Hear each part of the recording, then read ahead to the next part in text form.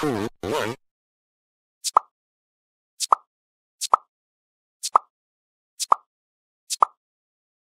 Assalamualaikum sahabat Tanja, ketemu lagi podcast Teh Obeng Kemenak Kepri. Temu toko obrol bareng dengan Kemenak Kepri. Podcast yang berisikan penyiaran berita, penyiaran informasi, sharing informasi tentang bidang keagamaan dan agama, khususnya di Provinsi Kepulauan Riau. Kita sekarang berada di embarkasi Batam untuk musim haji 1446 Hijriah atau tahun 2025 Masehi. Pada malam ini saya kedatangan tamu Pak Dr. Andes Edi Batara MAP. Kebetulan beliau menjabat PLH Kakanwil Kemenak Kepri dan juga Ketua PPIH PLH ya Pak ya. Oke Pak Edi, kita pada hari ini khususnya pada tanggal 27 Mei, tanggal 31 Mei ini merupakan hari terakhir. Iya Pak. Hari terakhir berangkatnya kloter terakhir juga, kloter 27 di embarkasi Batam, itu provinsi dari jemaah provinsi dari Kalimantan Barat. Ya. Mungkin Bapak bisa bercerita Pak tentang awal dari embarkasi Batam ini tahun sekarang, jumlah jemaah yang berangkat dan berapa provinsi yang berangkat dari embarkasi Batam ini Pak. Baik, terima kasih. Assalamualaikum warahmatullahi wabarakatuh.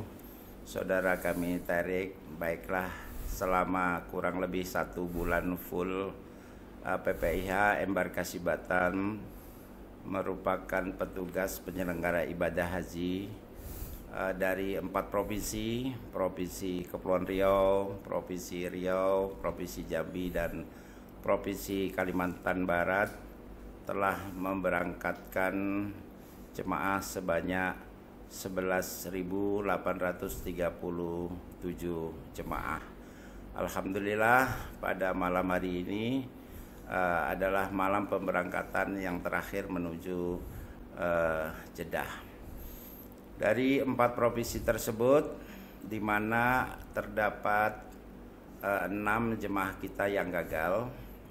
Dari 6 tersebut, 5 ada cadangan menutupi kuota, tapi 1 tidak bisa terpenuhi. Dari ke-6 tersebut adalah dari jemaah Provinsi Riau terdapat 3 jemaah disebabkan 2 orang sakit, 1 orang hamil. Dari 3 tersebut ditutupi oleh cadangan. Cadangan dari Kepri 1 masuk dari Bintan, dan cadangan 2 orang dari Riau, tertutup kuota Provinsi Riau. Kemudian dari Provinsi Jambi terdapat 2 jemaah yang gagal berangkat disebabkan karena sakit juga, tetapi sudah ditutupi kuotanya oleh cadangan dari Provinsi Jambi 2 orang juga. Namun di kloter 27 dari Kalimantan Barat ini 1 gagal karena sakit dan tidak ada cadangan. Jadi dari 11.837 jamaah yang berangkat sebanyak 11.836 jamaah. Itu datanya. Berarti kita yang gagal berangkat 1 Pak. Satu orang itu pun karena sakit Pak ya? Sakit. Bukan karena hal-hal yang lain. Sakit ya. Bapak, embarkasi Batam mungkin sudah dari tahun ke tahun sudah terbiasa melaksanakan pemberangkatan jemaah haji. Kira-kira menurut Bapak inovasi tahun ini apa Pak dengan tahun-tahun yang lalu? Setiap tahun PPIH embarkasi Batam melakukan evaluasi dan melakukan rapat-rapat koordinasi, dan pada tahun ini alhamdulillah saya melihat ada peningkatan yang sangat signifikan, di mana di samping panitia tambah sedikit tapi luar biasa kinerja kawan-kawan semuanya. Panitia yang di-SK-kan oleh pimpinan telah melaksanakan tugas dengan sebaik-baiknya. Kenapa? Karena di setiap stakeholder yang tergabung dari kepanitiaan embarkasi Batam itu betul-betul bertanggung jawab terhadap tugas-tugasnya. Bertanggung jawab telah memberikan pelayanan mulai dari kedatangannya dari Bandara Hang Nadiem Batam maupun dari pelabuhan Sekupang maupun pelabuhan Punggur, kepanitiaan dari semua stakeholder bekerja sama, koordinasi semua, mereka melaksanakan tugas dengan sebaik-baiknya. Sehingga ketika mereka turun dari pesawat, ketika mereka turun dari kapal, sudah ada yang menyambut melalui koordinasi dengan Dinas Perhubungan, dengan kepolisian, dengan KKP, pihak kesehatan, ambulans standby selalu memperhatikan jemaah-jemaah yang resti, jemaah yang perlu kursi roda, jemaah yang dituntun, semua bergerak ketika sampai di asrama mereka juga disambut dan proses kedatangannya juga mereka diutamakan. Beberapa stakeholder yang ada di gedung kedatangan menunjukkan suatu pekerjaan yang sangat luar biasa. Integritasnya luar biasa.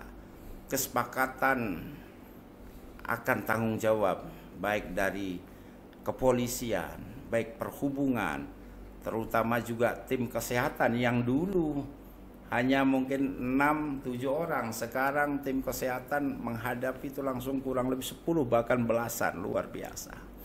Kemudian tim-tim lain baik BRI, imigrasi maupun pemberian gelang ataupun pemberian yang lainnya begitu cepat dan cekatan oleh panitia-panitia, oleh penyelenggara-penyelenggara tersebut melaksanakan pendampingan dan memberikan sesuatu yang menjadikan dia bisa nyaman untuk berangkat ke Arab Saudi.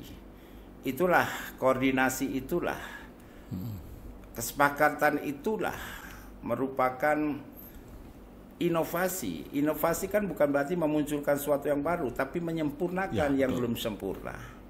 Karena koordinasi yang bagus, maka jemaah terbantu dengan mudah, dengan senyum, dengan tanggapan-tanggapan yang sangat luar biasa. Itu salah satunya, Pak. Ya, memang betul. Tahun sekarang saya lihat tidak ada komplain ya Pak ya. Tak ada. Dibandingkan dengan Pak, di embarkasi Batam seperti juga kita menerapkan one stop service, Pak. Mungkin Bapak bisa ulangi lagi, Pak. Apa dimaksud dengan one stop service ini kepada masyarakat atau kepada viewer kita, Pak?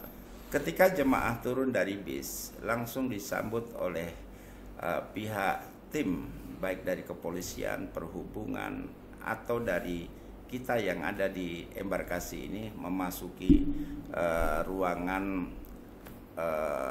tempat jemaah menerima segala sesuatu yang menjadi haknya. Kemudian masuk, disuruh minum kopi, teh, makan snack, kemudian duduk dengan nyaman, baru petugas-petugas memanggilnya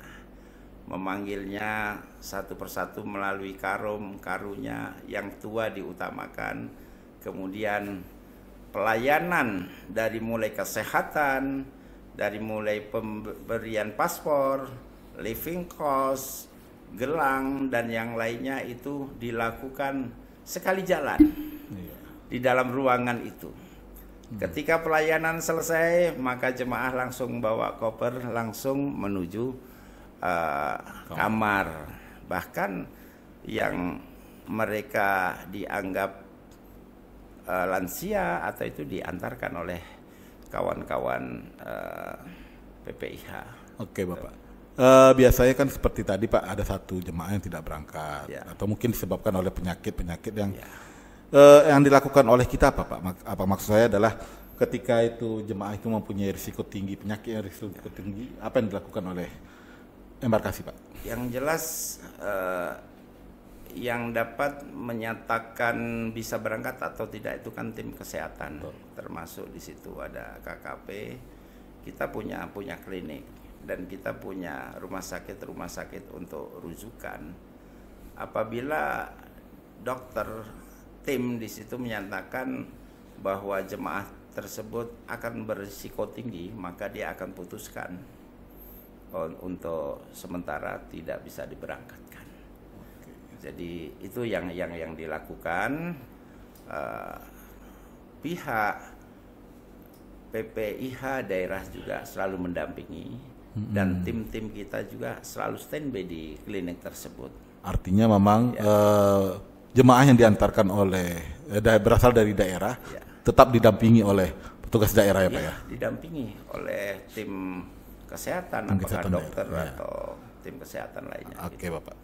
Bapak, di embarkasi Batam ini kan kita memberikan beberapa pelayanan seperti akomodasi. Itu memang semua ditanggung oleh embarkasi itu gimana Pak? Maksud saya adalah memang itu tanggung jawab kita semua ya? Atau memang kita pilih-pilih nih Pak? Oh ini bukan tanggung jawab saya, ini tanggung jawab ini. Enggak ya? Itu gimana Bapak? Jadi masalah akomodasi jemaah itu ditanggung oleh Kementerian Agama untuk jadwal-jadwal yang telah ditentukan, kecuali jemaah-jemaah yang mungkin datang yang lebih awal. Seperti di Provinsi Kepulauan Riau ini ada dari Natuna, Anambas, bahkan mereka nginap 3 malam sebelum ditanggung oleh kita Kementerian Agama. Mereka ditanggung oleh pemerintah daerah. Dan alhamdulillah untuk Provinsi Kepulauan Riau, mulai dari kecamatan, kabupaten, kota masing-masing sampai di asrama haji, sampai ditanggung oleh Kementerian Agama, pihak pemerintah daerahnya itu sangat luar biasa perhatiannya. Bahkan para jemaah juga banyak yang dapatkan uang saku. Tambahan uang saku Pak ya? Bahkan ada yang dibekali daerah itu sambal, keripik, teri dan lain sebagainya. Pada intinya di samping pakaian seragam semuanya ditanggung oleh pemerintah daerah, jemaah itu merasa bahwa dia sebagai tamu-tamu Allah ya kita agungkan ya, karena tentunya kita berharap sebagai orang Melayu juga di Kepri kan berharap semoga Allah juga akan memanggil kita kembali ke sana gitu. Ya, iya, Bapak, kan kita sudah berangkatkan 27 kloter. Ya. Bagaimana keadaan yang sampai saat sekarang ini Pak? Informasi yang Bapak dapatkan gimana Pak? Apakah jemaah sehat atau gimana Pak? Ya. Alhamdulillah untuk berita sampai sejauh ini, para jemaah kita yang saat ini sudah ngumpul semua di Arab Saudi ya. Ya insya Allah nanti tinggal 3-4 hari lagi mereka akan tarwiyah, akan 8 Zulhijjah itu akan menuju Arafah. Dan sekarang alhamdulillah mereka belum ada laporan mereka dirawat di rumah sakit. Ya kalau batuk-batuk biasa itu biasalah gitu kan. Alhamdulillah sehat walafiat, kita doakanlah semoga mereka sekarang bisa beribadah dengan baik dan mempersiapkan dirinya untuk melaksanakan ibadah di Arafah maupun Muzdalifah maupun di Mina, dan akan menjadi haji yang sempurna tentunya ya. Himbauan Bapak sebagai PLHK Kanwil Pak terhadap jemaah menjelang puncak haji ini Pak, apa yang harus dilakukan Pak kepada jemaah kita? Ya tentu yang pertama adalah kesehatan. Arafah, Muzdalifah, Mina itu perlu fisik yang bagus, perlu kekuatan yang bagus, perlu konsentrasi yang bagus di sana. Di sana jemaah diuji bagaimana dengan kesabaran. Jemaah dituntut bagaimana menjadi seseorang yang akan mendapatkan nilai haji dari Allah dari sanalah. Jadi tentu jaga kesehatan dengan sebaik-baiknya, jaga istirahatnya, kemudian makan, minum diperhatikan. Saya kira itu aja, menjaga kesehatan. Oke Bapak. Pak, di sini kita melihat ada pesan slogan kita, mabrur sepanjang umur, ini maksudnya gimana nih Pak? Ya ini artinya diharapkan setelah kepulangan para jemaah haji ke tanah air tentu bisa melaksanakan esensi ajaran-ajaran agama Islam itu secara kafah, secara benar, secara baik sesuai dengan aturan-aturannya, dan dia tentunya istiqomah konsisten, diharapkan sampai akhir hayat di kandung badan. Jadi memang harus, Ya, artinya memang pelaksanaan itu efeknya itu sepanjang umur. ya yang Nah, jangan hanya cuma pulang dari haji, bisu. jadi ada nih 5 budaya kerja Kementerian Agama masuk di keteladanan. Dia akan menjadi teladan bagi keluarganya, anak cucu, bahkan lingkungannya keluarga. Diharapkan demikian. Begitu, Pak. Sepanjang umur itu diharapkan demikian, ada keteladanannya. Ya, Nanti diikuti oleh masyarakat. Ini loh hasilnya para jemaah haji kita.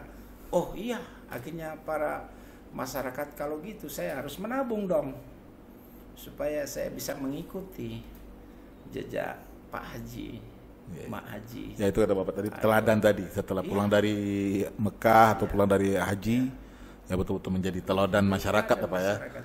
Baik itu secara perilaku, bahasa, semuanya. Oke Bapak, terima kasih Pak atas informasi yang Bapak sampaikan bahwa memang embarkasi Batam juga meskipun tahun ke tahun, dari tahun ke tahun kita melaksanakan dan memberangkatkan jemaah, tapi inovasi tetap kita lakukan. Tetap inovasi seperti Bapak katakan bahwa bukan hanya menghadirkan sesuatu yang baru, tapi menjadikannya lebih baik. Menjadikan lebih kepuasan dari masyarakat atau kepuasan dari jemaah semakin meningkat seperti itu. Dari Kementerian Agama berusaha yang terbaik, dari KKP berusaha yang terbaik, dari Perhubungan berusaha terbaik, dari Kepolisian berusaha terbaik, dari pemenang tender konsumsi juga berusaha yang terbaik, sehingga makan konsumsi selama ini kan bisa kita nikmati. Iya, tanpa ada kurang ini kurang itu kan tidak ada itu kan. Yang penting tidak yang sakit Pak ya. Itu ya. Ya alhamdulillah belum ada yang kita belum dapat informasi yang sakit akibat dari makan. Maka dari itu kita betul-betul mengkarantina masyarakat atau jemaah supaya tidak keluar dari asrama. Oke Bapak, sekali lagi terima kasih atas waktu Bapak.